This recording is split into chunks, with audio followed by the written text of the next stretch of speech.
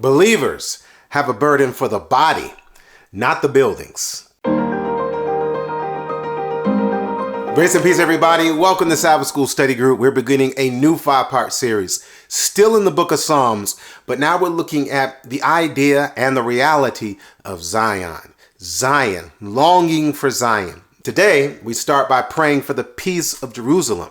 But what does this mean when we read here in Psalm 122? Before we unpack that, I want to thank you so much for watching. We appreciate you. Please subscribe to this channel. Make sure you like the video and pass it on to someone else. And check us out online at changeministry.org. We would love to come to your church, your school, your group to evangelize, to share the good news. And you can connect with us from there on the website. Psalm 122 is a psalm of degrees from David, and it's part song, part prayer, but it gives us so much truth. He's preaching here because it starts by saying in verses 1 and 2, a song of degrees of David, I was glad when they said unto me, let us go into the house of the Lord.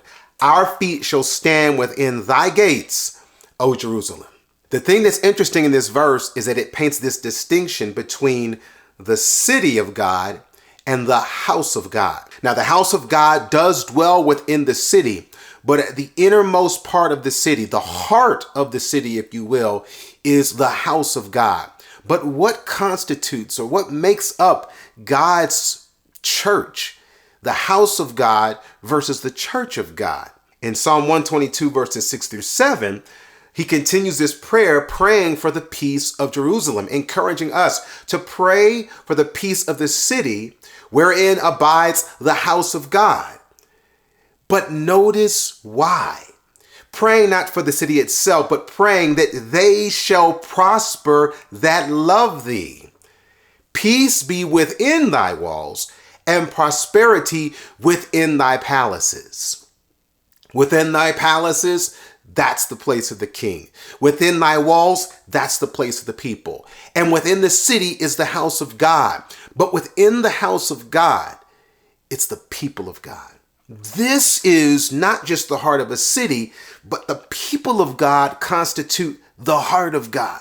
See, church as we know it, some people call it a New Testament concept, but it existed even within this Old Testament context. And it's hard to see it because we have the city of Jerusalem or the sanctuary buildings. But God gave us these constructs to understand his desire to connect and to be with his congregation.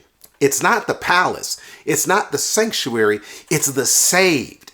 It's the people that God wants us to understand he cares for. And if we are his people, then people should care most about people. It's why you read down in verses 8 through 9 when David gives the reasoning for this prayer. For my brethren and companions' sakes, I will now say, peace be within thee. Because of the house of the Lord, our God, I will seek thy good. So let's paint this thing plain. Jerusalem was special because Jerusalem was the place where the house of God was.